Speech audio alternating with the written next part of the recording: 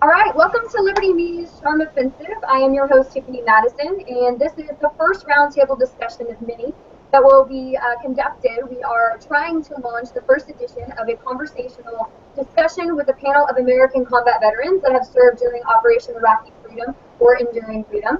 The purpose of this discussion is to cover current event topics involving national security, the war on terror, foreign intervention, and policy from a veteran's perspective. You can find not only the transcript, but also the video at our YouTube channel, liberty.me, at /YouTube, and on my publishing site, tiffanymadison.liberty.me. So before we begin with our first questions and starting our discussion, gentlemen, please introduce yourself. Tell us your name, where you're from, your years and branch of service, and your MOS, please. Hi, my name is Andrew Phillips. I'm from British Columbia, Canada. And I served 4 years in the U.S. Army as a combat medic. Do we still have Calvin? Oh, I hope so. No, we lost him. You want to jump in, Michael? My name is. There. Calvin's been having a couple of technical difficulties with Firefox and Google Chrome, and they're not cooperating friendly. So we'll go ahead and jump in, Michael. And when he comes back, we can let him introduce himself. All right, sounds very good. My name's Michael Patrick. I'm from Providence, Rhode Island initially. I currently live in Topeka, Kansas. I served in the United States Marine Corps from 2005 to 2009. My MOS was 0311, or infantry. That's me. Nice. Well, thank you, gentlemen, so much for taking time out of your schedule to be a part of this discussion. Well, before I kind of jump in, I wanted to kind of give whoever's watching this kind of an overview of why this type of discussion I feel is very important, and I'm sure that many of you will agree, based on our previous discussions. It strikes me that we have so much of our foreign policy discussion completely dominated by American talking heads that the elite media and mainstream media constantly put out there. The John Boltons of the world, the Dick Cheneys of the world, that are professional bureaucrats, and it's very rare that we actually get to speak to real people about real issues that concern us all, from foreign policy to Iraq intervention. And it's incredibly discouraging, I think, for most Americans to actually have to listen to what people are basically telling them to think, instead of people who have actually been involved in these wars, who actually have a personal attachment and association to what happens in Iraq based on their previous experience. So it's important to me to give a voice to all of you, and to make sure that anyone who has questions about anything that you have to say here feels comfortable asking in the questions in the comments section, either on YouTube or on my publishing channel. So again, thank you, gentlemen, and let's jump in. So first thing first, let's discuss today the current situation in Iraq and the rapidly devolving crisis, where, as most people who are watching this are aware, ISIS, an Islamic extremist group, is sweeping through cities, challenging the security of Baghdad and other cities that Americans fought very hard and lost their lives to take. As many are aware, after the Iraqi people joined with U.S. forces to oust these extremist factions, almost all of Al-Qaeda and all of the factions al-Nusra that were cooperating in Anbar province, many people were hoping that once we evacuated these cities and left Iraq, local factions would eventually find a way to rule as one, or at least find a way to cooperate. Obviously, that has not happened. So as many experts warned, Washington once again was wrong. So many of you served in Iraq, and critics say that the war was pointlessly destructive. Others say the impact on the local population was both negative and positive. It had its good, it has its pluses and its minuses, its good and its drawbacks. In your opinion, what did the American people accomplish by actually toppling Saddam and occupying Iraq? Andrew? Well, I think the biggest thing we got out of going into Iraq was we got rid of a terrible dictator. Whether there was weapons of mass destruction or not, it's debatable, but we do know for a fact that he used chemical weapons on his own people. And it really makes you wonder what he would do to his enemies if that's what he's doing to his own people. Even when it was reported that Assad used chemical weapons on his people, people who were against the war in Iraq were very concerned that he might use chemical weapons on on neighboring countries, specifically Israel. And another big thing that we got out of going in there was we were able to heavily invest in the Iraqi infrastructure. That wasn't very economical for the United States, but after the Persian Gulf War, Iraq really needed new schools, new roads, and just a basic framework for creating an economy that could flourish. Okay. Michael? That's a really good question. I was in from 2005 to 2009, so I didn't see the start of the war, and I didn't see the end of the war specifically. I got right in the middle there. I can't speak as to what it was like when Saddam was in power, and it's hard for me to speak for what happened after we pulled out, other than what I get on the news, and as you said, the talking heads say.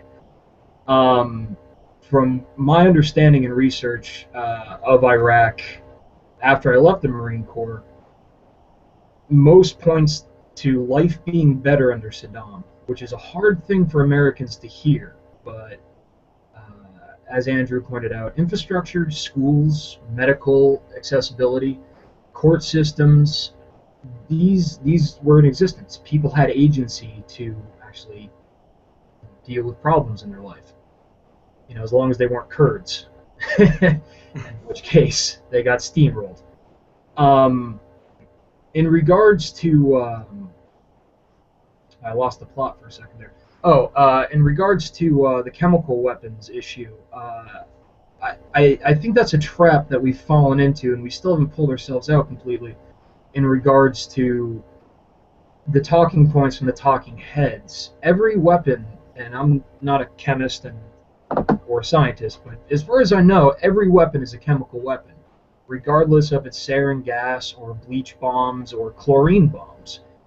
And this extra attention that certain weapons get in comparison to others, especially when the United States government itself has dropped white phosphorus in Fallujah and other parts of the world, I don't see where we get off getting that worked up over chemical weapons. I don't want it to sound like I'm a Saddam apologist or anything like that, but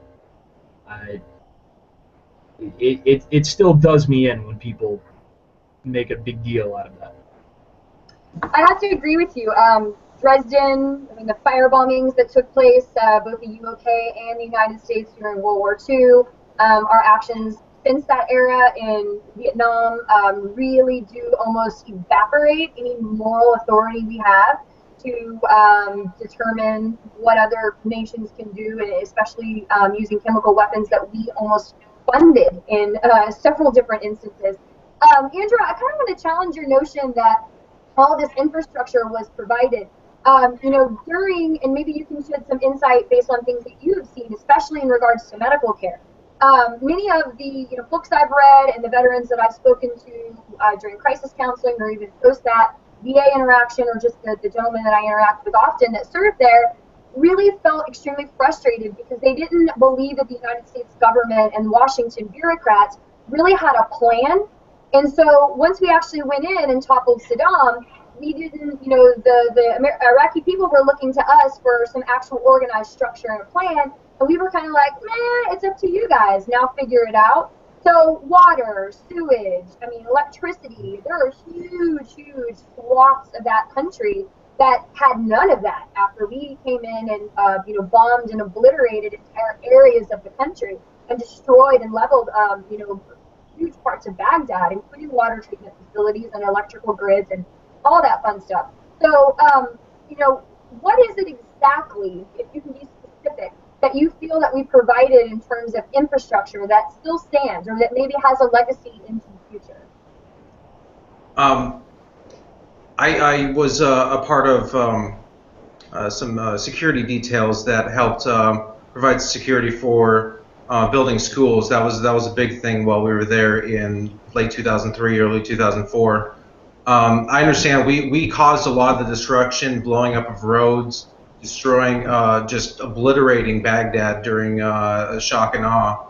and it really is our fault. And I definitely don't think the U.S. government should get off easily for what we did. But after the fact, we did build roads. It took a little bit a bit of time. Um, it didn't happen immediately, and I think that's where the Iraqi people were frustrated. Was we just came and destroyed their home, that we had no right to be there, and they would have rather had Saddam than us shake everything up over there. But eventually, after time passed and some people got their heads out of their asses, um, some stuff did start to happen, and the infrastructure there was starting to build. It's deteriorating a little bit more now, but I really am trying to look on the bright side of things and not say this was an entire just utter failure. Which is understandable. You know, comparing Afghanistan and Iraq, I don't know if either of you served there. I've done quite a bit of very depressing research on the money pit. Vice did a phenomenal documentary where they actually went to this massive power grid that cost the taxpayer, you know, millions and millions of dollars, and no one in Afghanistan knows how to maintain it once we leave. So, you know, we've donated aircraft and we've donated military equipment, and it's all in a scrapyard. So literally the materials that build an Apache helicopter, you know, this $1 million machine, nobody knows how to fly it, refuel it, fix it, you know, repair it. So they're just scrapping the metal and then selling what the taxpayers, I mean, again, war is a racket. So we get foot the bill. It stays in Afghanistan, they scrap it in metal because they can't figure out how to operate with it, and then it goes to fund, you know, Islamic extremism over in Pakistan. So yeah, it's different compared to Iraq, where they're actually using some of our weapons, which again I don't agree with. I am anti-war, but they are using actually our weapons and learned at least how to, because they were a more advanced society. They actually had doctors, they had teachers, they had educators on a higher level than Afghanistan did prior to our invasion and after our invasion as well. It's a fairly modernized place in comparison. So maybe not a total loss, but yeah, definitely a way more expensive war than ever should have been or than they anticipated. My second question is kind of folds into that. So, you know, there is a lot of armed, you know, chair quarterbacking, and, you know, looking back in retrospect, I'm guilty of this as well. When you look at the invasion and the complete and absolute lack of plan. This goes from Paul Bremer disbanding the Iraqi military all the way to, you know, Petraeus basically having to step in and fill the shoes of what diplomats were doing on his own, just to try to come to some peace with these local tribes. There were various strategies that were employed in the Iraq War, starting from the beginning all the way to the pullout. What, in your opinion, were the most successful strategies of the war that made the most progress, and who or what of that strategy, you know, who allowed that initiative or policy to succeed? Who's responsible for it? I think the greatest strategy that came out of their for the Iraq War was being able to the Marines working with the people of Fallujah to get rid of Al Qaeda in their city. When I was there, Fallujah was a huge hotspot for violence. Convoys were constantly getting hit. Helicopters were constantly getting shot down. And I'm not sure exactly when or why this happened, but shortly after I left in mid-2004, the Marines took over, and it just kept getting worse and worse.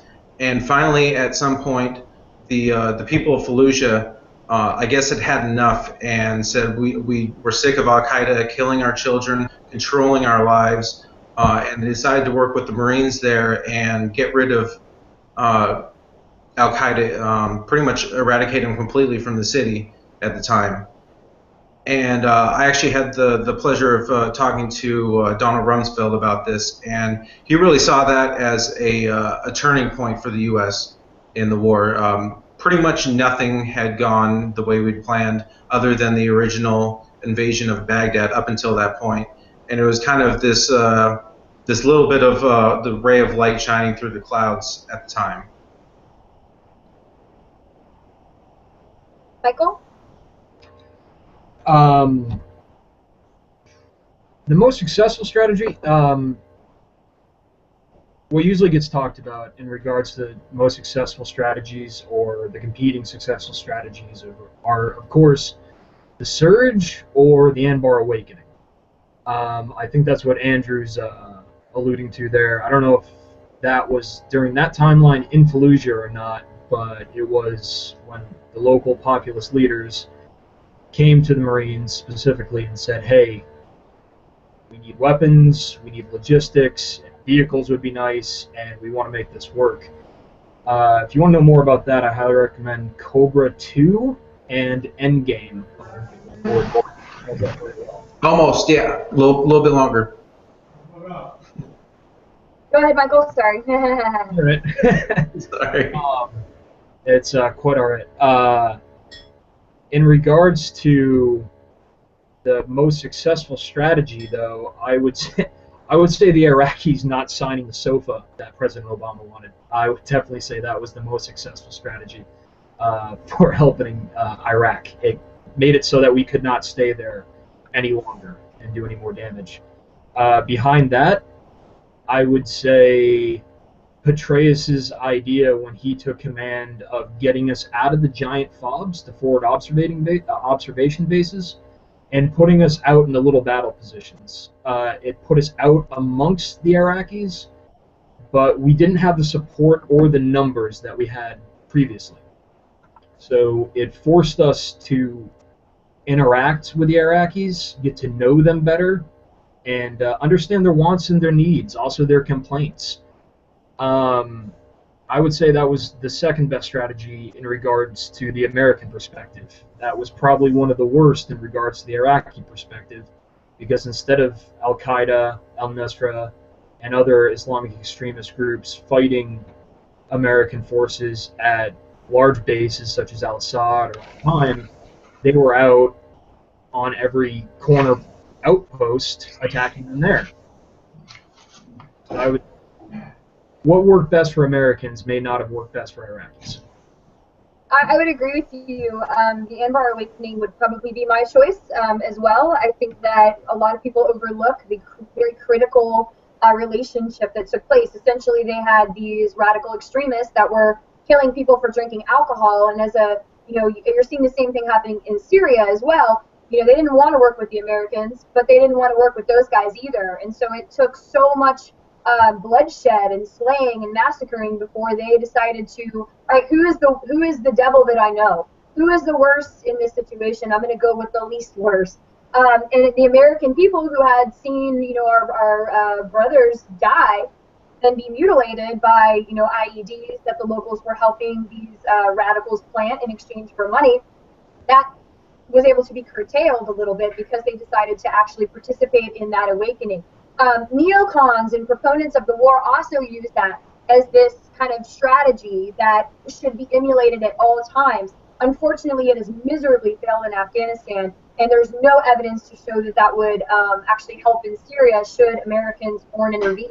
It's almost like an occupation has to take place in order for that to ever unfold again successfully. And given the loss of life and the bloodshed, even though it did end up being an ultimate success in terms of what was good for America, I wouldn't trade another Johnny Johnson from flyover country for 1,000 of them to have freedom and an awakening, in my opinion. So moving on to the next question. What was the most detrimental or counterproductive policy initiative? Who was responsible for that initiative becoming policy, and what do you think should have been done differently? If you'd asked me this a couple years ago, I probably would have said the Patriot Act. Even though it really had more to do with 9/11, it was really part of the whole Bush era fear-mongering. Everybody's a suspect because America's everybody's at danger, at risk of being hurt. But lately I've been looking into the Iraqi Kurdistan area, and I think the creation of this is the worst thing that came out of the war. How? For anybody who doesn't know about Iraqi Kurdistan, the province was created after the initial invasion of Iraq. And this really pissed off Iran and Turkey because they've been trying to squash Kurdish nationalism for quite a while. And a lot of the speculation going on from those countries right now is that they're trying to develop an actual Kurdistan state. And if this happens, Iraq, Iran, and Turkey are all going to lose large oil reserves and pipeline access to the Black Sea. And on top of that, it's causing a lot of problems in the Iraqi, what do you call it, the Iraqi parliament between the Sunnis and the Shias, and really causing what we call balkanization in the Middle East.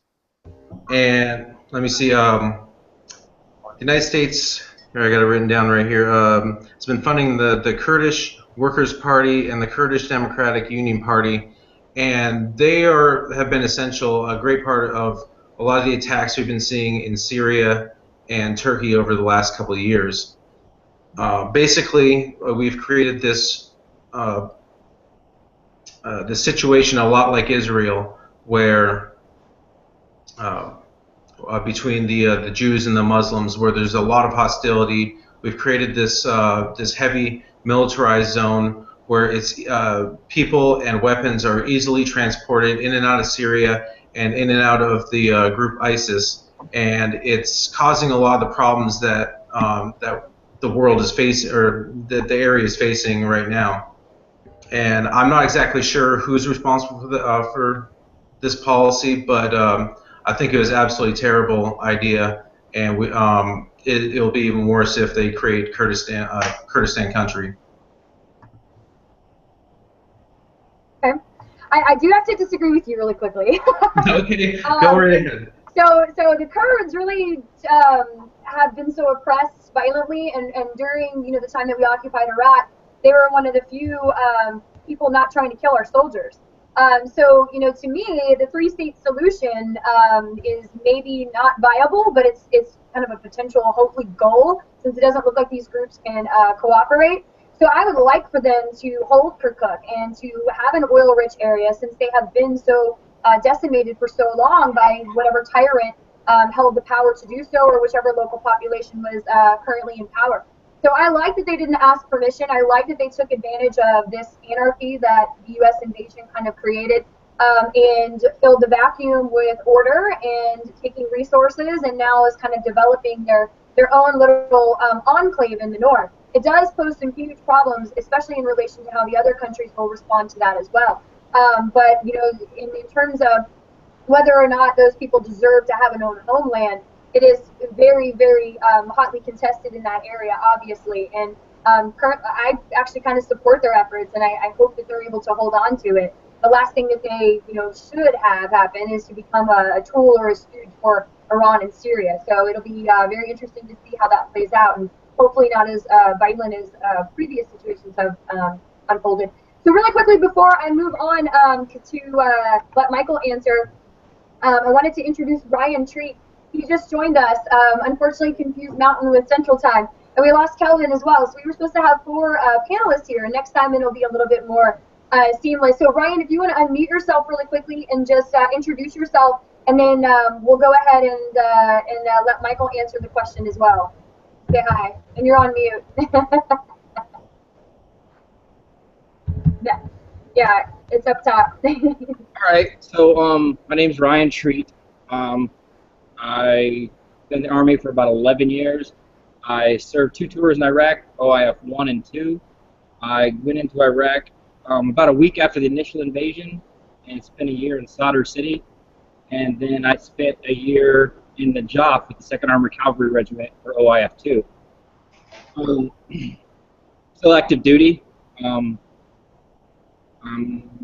else did you want to know? No, that's great. That's perfect. That's actually exactly what it was. I'll post the question in the chat here so that you can get up to speed. Michael, if you want to go ahead and tackle that question, let us know what you think. Yeah, sure. Thank you. Welcome, Ryan. Good to have you. Thank you. Not at all. The question was, what was the most detrimental or counterproductive policy enacted? Hands down, after the invasion was over, the worst policy got put into place. That was aiding and funding, supplementing, and subsidizing al-Nusra, the Free Syrian Army, and al-Qaeda out of Syria, which ended up spilling over into Iraq. We saw similar results in North Africa after Libya was bombed in 2011, I believe that was, and the Maghreb and the Sahara went to pot because it destabilized an area and it helped Al Qaeda, at least Al Qaeda in regards to the Arabian Peninsula and then North Africa. Now there is no one in place to stop them. We are funding them, and they are not lacking for troops, money, or help. I would say the funding of Al Qaeda and Al Qaeda affiliates, hands down, is probably our worst policy in regards to the safety and prosperity of Iraq. Good. Thank you. Ryan? Okay. Well, I always felt like the most counterproductive aspect of what we were doing in Iraq, and I was in Sadr City when I was in Baghdad, kind of a hotbed area, is the nature of an occupation itself. You have to use heavy-handed technique.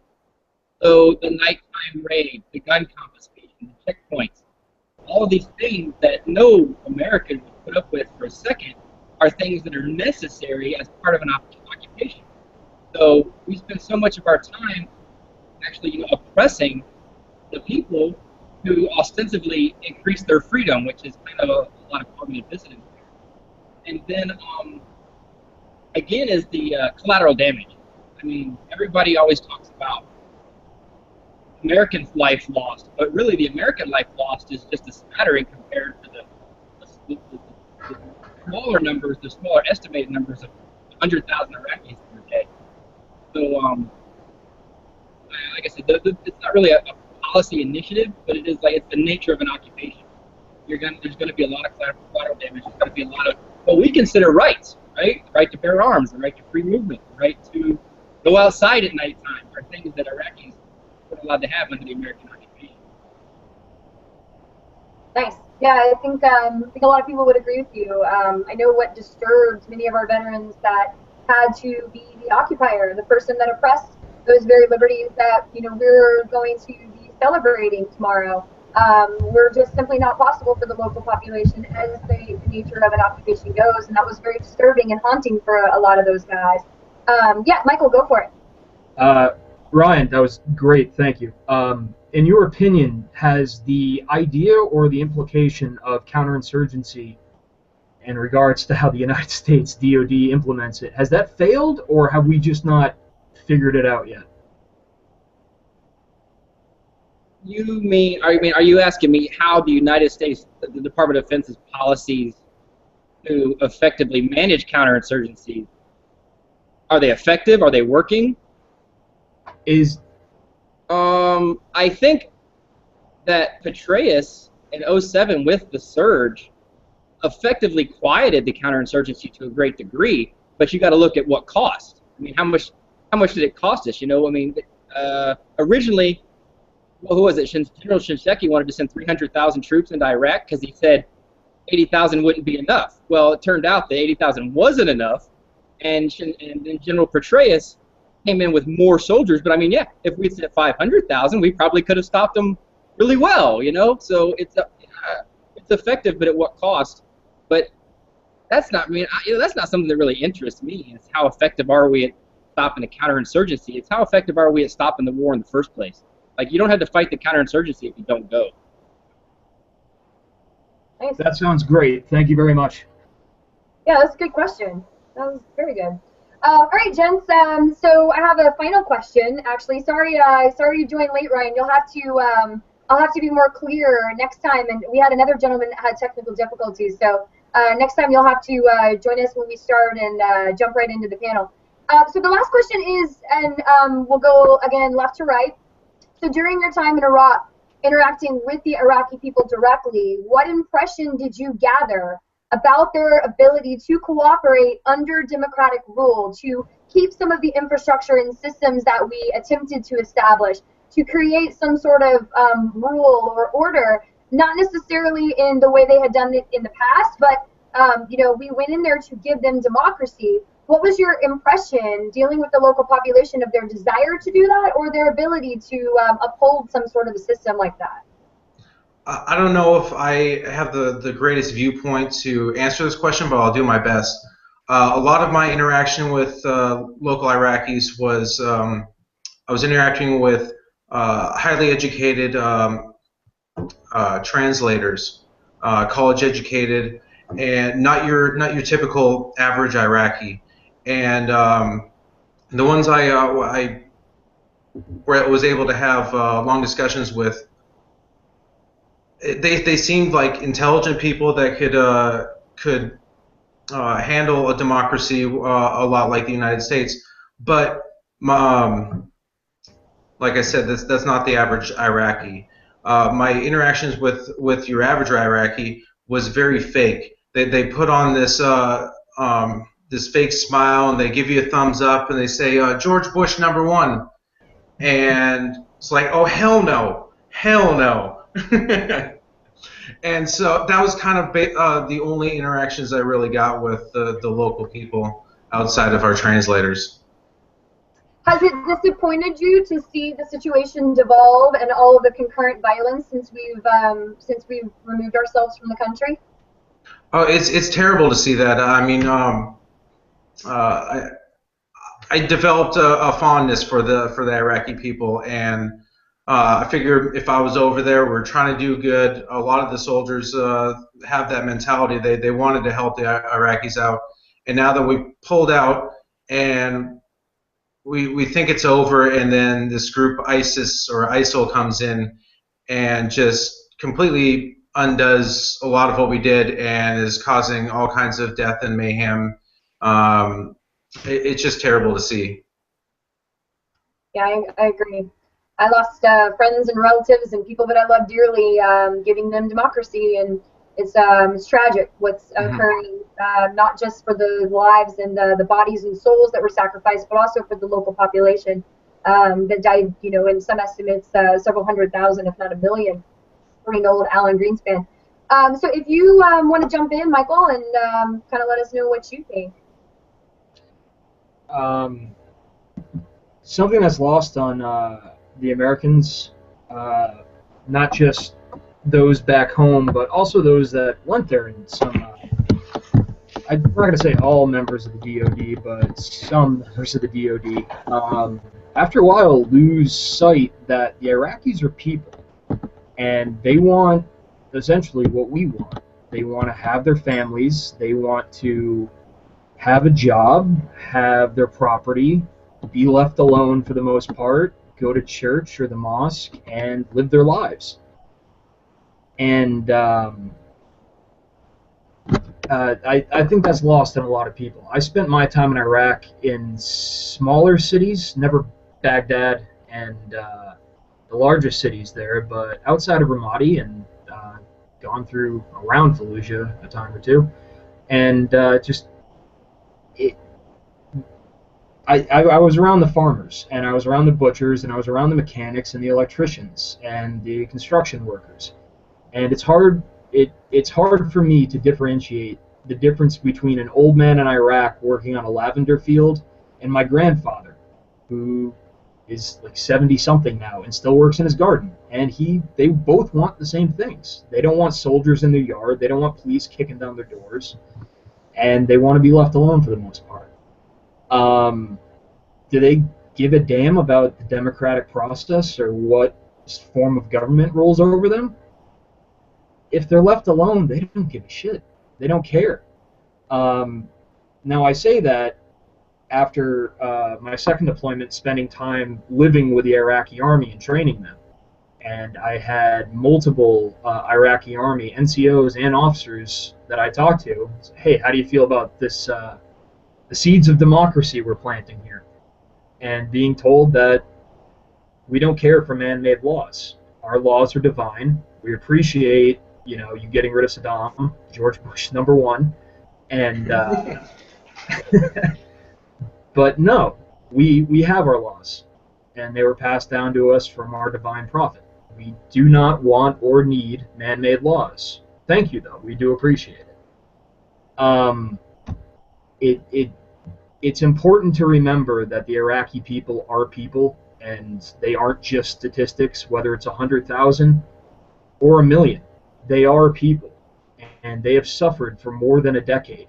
There are generations of elderly, middle-aged, and young people are being raised up and living their lives with crippling PTSD in Iraq. And the idea that somehow they're going to magic themselves into a functional, friendly, productive democracy, it's a bridge too far, in my opinion.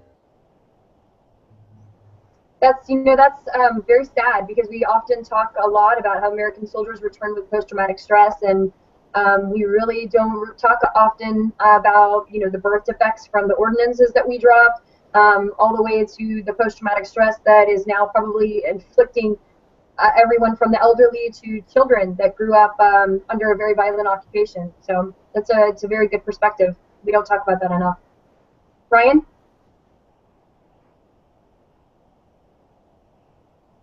Okay. Well, I really don't have a lot to say on the topic, based because of the nature of my mission, and specifically the nature of my specific mission and my unit's mission. OIF 1 and 2, I really didn't have a lot of contact with the Iraqi people, other than seeing them. I mean, yeah. Specifically to answer that question, I don't. It's not very interesting. Yeah. I appreciate your honesty, at least. Thank you. Okay, cool. Well, sorry you got here late, Ryan, but we'll do it next time. It'll be. I appreciate you joining at the hour, so we very, very appreciate that. So thank you, gentlemen, so much for taking the time to speak with me today. Please join us next time for a roundtable discussion. I'd like to do this probably about twice a month on these matters regarding foreign policy, war on terror, interventionism, you name it, from a veteran's perspective. And this stuff is important for the American people and other veterans to hear. So you can find a general transcript of this interview on my publishing site, tiffanymadison.liberty.me. And of course, like, share, and subscribe from Liberty Me's YouTube channel. Thank you. Thanks, guys. Thanks. Hey,